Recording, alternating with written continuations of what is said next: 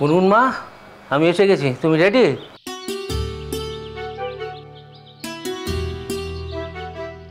Daddy তুমি জানো আজকে আমার পরীক্ষাটা খুব ভালো ছিল। আমি তো জানতাম আজকে তোমার পরীক্ষা ভালো হবে। তুমি কি করে জানলে? হাত গুনে আমরাও সবাই জানতাম পরীক্ষা ফাটাফাটি হবে।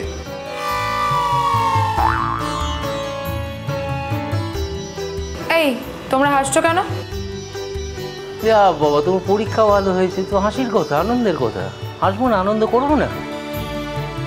কৌশিক, আজ কিন্তু কবজি ডুবিয়ে খেয়ে তবে বাড়ি যেতে পারবে, বলে দিলাম।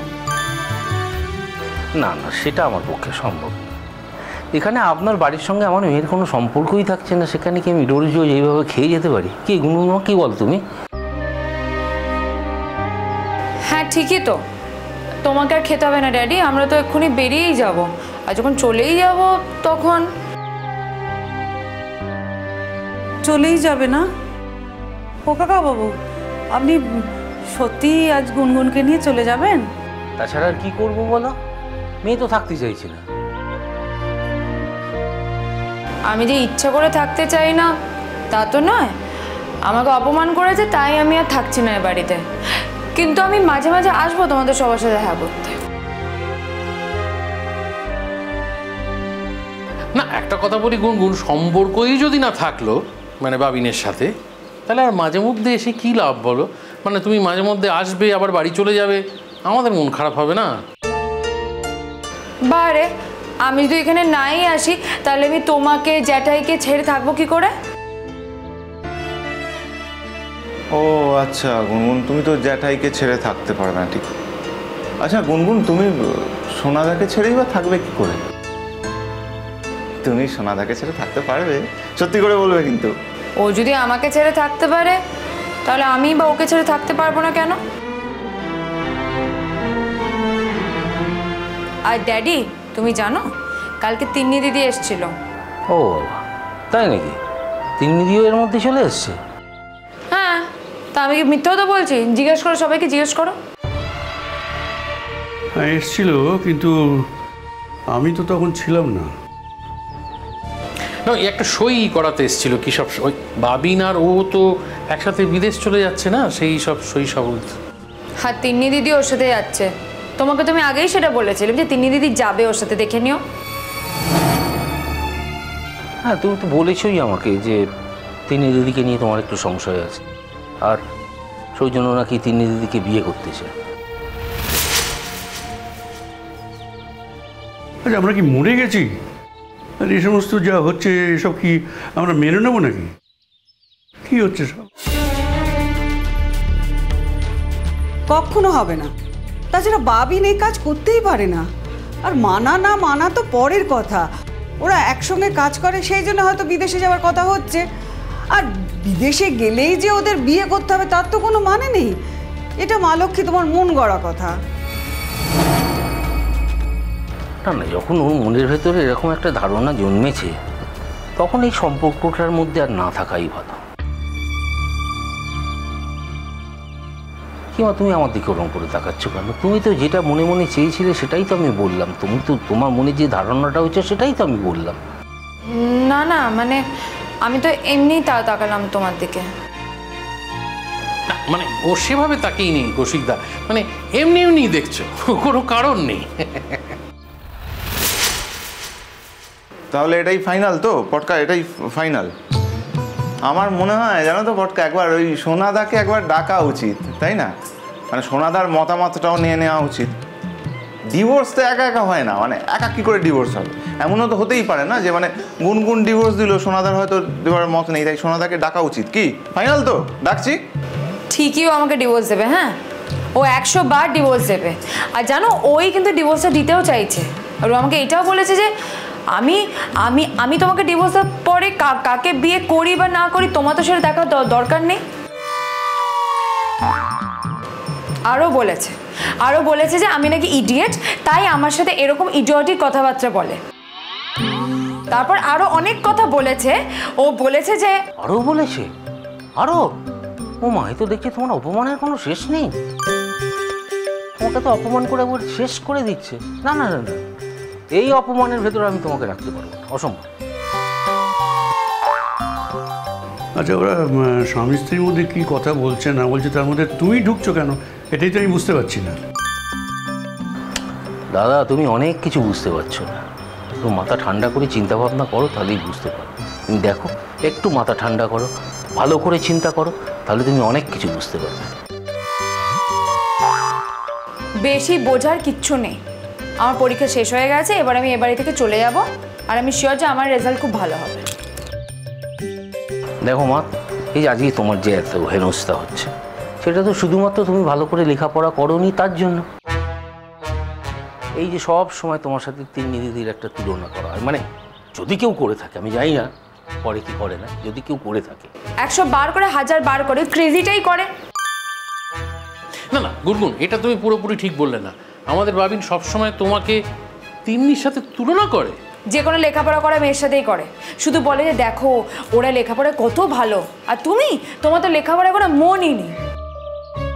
আর ঠিক তাই তিন্নি দিদি যেহেতু লেখাপড়ায় ভালো, তিন্নি দিদির সাথেও আমাকে তুলনা করে। ও আচ্ছা আচ্ছা আচ্ছা আচ্ছা, এই পটকা বুঝতে পারলে, ওই ওই ওই ভাবেই কিন্তু ব্যাপারটাকে লিঙ্ক করেই নিয়েছে। হ্যাঁ, ও হ্যাঁ, এটা ঠিক ঠিক, গুড পয়েন্ট। দেখো, আমরা তো মোটামুটি ব্যাপারটা সবাই বুঝে গিয়েছি, কিন্তু আলোচনাটা হচ্ছে তোমাকে আর বাবিনকে নিয়ে। তুমি আছো, বাবিন নেই, এটা কেমন কথা? বাবিনকে ডাকা হোক। না না, ডাকো ডাকো, আজকে যখন মেয়েকে নিয়ে চলেই যাবো, ডাকো। কৌশিক, বারবার তুমি একথা কেন বলছো? মেয়েকে নিয়ে চলে যাবো, মেয়েকে নিয়ে চলে যাবো, এরকম বলো না, বলতে নেই এরকম।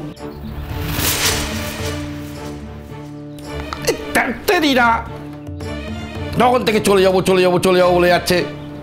আরে আমি আমার বৌমাকে ছাড়বো না, দেখি তুমি কি করে জোর করে নিয়ে যাও এখান থেকে।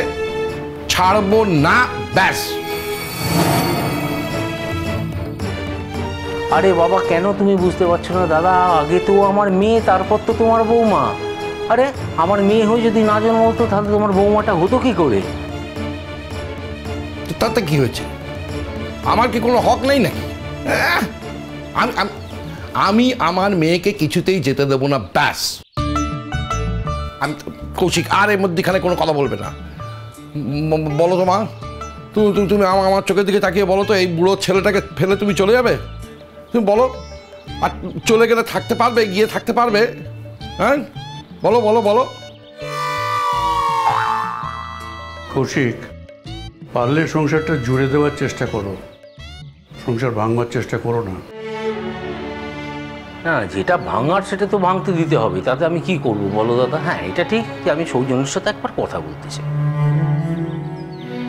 আচ্ছা, তার সাথে কি কথা বলবে বলো তো? হ্যাঁ, আমরা তো রয়েছি, আমরা তো গার্জেন, তুমি আমাদের সাথে কথা বলো না। না না, আমি তো শুধু তোমাদের হাতে মেয়েকে তুলে দিইনি, আমি সৌজন্যর হাতে মেয়েকে তুলে দিয়েছি। তার কারণ সৌজন্য আমার মেয়ের স্বামী। সৌজন্য কি করবে না করবে, কি ভালো করবে কি মন্দ করবে, ও আমার মেয়েকে ডিভোর্স দেবে কি দেবে না, সেটা তো আমার ওর কাছ থেকে জানতে হবে না? আচ্ছা ড্যাডি, বলছিলাম যে মানে আমাকে কি আজকেই যে চলে যেতে হবে? মানে আমরা কি আজকেই চলে যাব এখান থেকে? হ্যাঁ, তাই পরীক্ষা শেষ হয়ে গেছে, তার এখানে থেকে কী করবে? চলো তুমি এখান থেকে চলো। তাছাড়া তোমাকে মাস্টার্সে ভর্তি হতে হবে না? চলো, অনেক দূর লেখাপড়া তোমাকে করতে হবে, সবাইকে দেখিয়ে দিতে হবে তোমাকে। না, আমি বলছিলাম যে কালকে গেলে হবে। কেন, আজকে কি আছে মা? না, আসলে পটকারা বলেছিল যে আজকে যেহেতু আমার পরীক্ষা শেষ হয়ে গেছে, তো একটু ওই গল্প গুজব করবে, তারপর একটু খাওয়া দাওয়া হবে, তাই বলছিলাম। হ্যাঁ, খাওয়া দাওয়াটা তো খুবই প্রয়োজনীয়, জরুরি। ওই আমরা চাঁদা তুলে একটু খাওয়া দাওয়া করবো। যেটা এইভাবে তাকিয়ে থাকার কি আছে? মানে আপনার থেকে আমি কোনো রকম টাকা ফাঁকা চাইছি না, আমি জানি আপনি দিতে পারবেন না টাকা, মাসের শেষ পকেট খালি যেটা হয়। ঠিক আছে, আমরা নিজেরাই চাঁদা তুলে ম্যানেজ করে নেবো। পটকা একজন তো আবার চলেই যাবে কালকে, বলো, মন মেজাজও ভালো নেই, মানে সেটা মানসিক ব্যাপারটাই নেই যে একটা বিরাট করে খাওয়া দাওয়া করবো, সেরকম ইচ্ছেটা নেই আমার। চলে যাবে তো একজন, ঠিক আছে। দুর্জনের ছলের অভাব হয় না। কি বললে? কিছু বললে নাকি? তোমায় তো কিছু বলনি, কিচ্ছু বলনি। না না না না, আমি শুনতে পেয়েছি বড়দা। মেজদা বলল দুর্জনের ছলের অভাব হয় না। আচ্ছা মেজদা, এক্ষেত্রে দুর্জনটা কে আর সে কি ছল করছে একটু যদি বুঝিয়ে বলো। মানে বড়দা ঠিক শুনতে পাইনি, একটু বুঝিয়ে বলো না। আমি মাঝে মাঝে বিড়বিড় করি, একা একা কথা বলি। সব কথা, আমার মনের কথা সবাইকে বলতে হবে তার তো কোনো মানে নেই। আচ্ছা তোমরা বাবিনকে ডাকছো না কেন বলো তো? এদিকে কৌশিক দা তো বলছে গুনগুনকে নাকি এক্ষুনি নিয়ে চলে যাবে। যাও না, বাবিনকে ডেকে আনো না। অমিষ্টি, বাবিনকে ডাকো। তুমি ডাকো না। ও আচ্ছা দাঁড়া। বাবিন, হাই বাবিন, বলো। একবার নিচে নেমে আয় তো। এখন কাজ করছি, হবে না। রাখ তো তোর কাজ আছে একটা এমার্জেন্সি এখানে। চট করে নিচে নেমে আয়, দরকার আছে। আয়। উফ, কি হলোটা কি? আসছি। আচ্ছা কৌশিক, আপনি একটা দরকারি কথা আমাকে বলুন তো। বাবিন ওই ইনস্টিটিউটের কাজে বিদেশ চলে যাচ্ছে, সেই কারণেই কি আপনি গুনগুনকে আমাদের বাড়ি থেকে নিয়ে যাচ্ছেন? সেটা তো একটা কারণ বটেই, কিন্তু তার থেকেও বড় কারণ হচ্ছে আমার মেয়ে বলেছে যে সে তার স্বামীর সঙ্গে থাকতে চায় না। সেটা আমার কাছে বেদবাক্য। এইভাবে মেয়েকে তোল্লা দিও না, বুঝতে পেরেছো? তোমার মেয়ে যদি বলে যে ওই বাড়িতে গিয়ে আমাকে আগুন লাগাতে হবে আর এটাই আমার জীবনের মূল মন্ত্র, তাই বলে কি তুমি তাকে দেশলাই কাঠি আর কেরোসিন তেল এগিয়ে দেবে? এটা তো কোনো কথা নয়। মেয়েটা ছোট, ও সব কিছু বোঝে না, ওকে তো বোঝাতে হবে, ওকে বোঝানো দরকার। আর তুমি তো একটা বুড়ো ধাড়ি লোক, তুমি এটা বোঝাতে পারছো না। তুমি আমায় বুড়ো ধাড়ি বললে দাদা? বুড়ো ধাড়িকে বুড়ো ধাড়ি না বলে কে কচি খোকা বলবো? বুড়ো ধাড়ি না, তুমি আমার সংসারটা ভাঙতে এসছো। কি হয়েছে? তো শ্বশুরমশাই এসছেন, একটা আলোচনা হচ্ছে, তাই তোকে ডাকলাম। আসলে আমার কিছু কাজ ছিল, আর উনি নিশ্চয়ই আমার সাথে দেখা করতে আসেননি। হ্যাঁ, আমি আজ তোমার কাছেই এসেছি। বলুন। আচ্ছা, তুমি নাকি বিদেশে চলে যাচ্ছ? হ্যাঁ, সেরকমই তো কথা। না, সেটাই বলছি।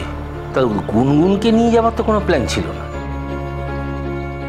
স্যার, আমি একটা ইনস্টিটিউটের কাজে যাচ্ছি, ইনস্টিটিউট আমায় পাঠাচ্ছে।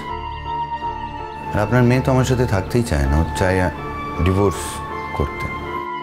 কি করে আপনি বলছেন আমি ওকে সাথে নিয়ে যাব? তাহলে এটাই ফাইনাল তো, যে তোমাদের ডিভোর্সটা হয়ে যাচ্ছে? হ্যাঁ, তাই তো মনে হচ্ছে। ডিভোর্সটা হচ্ছে, আর সেটা আপনার জন্যই হচ্ছে। খুরকুটো খুরকুটো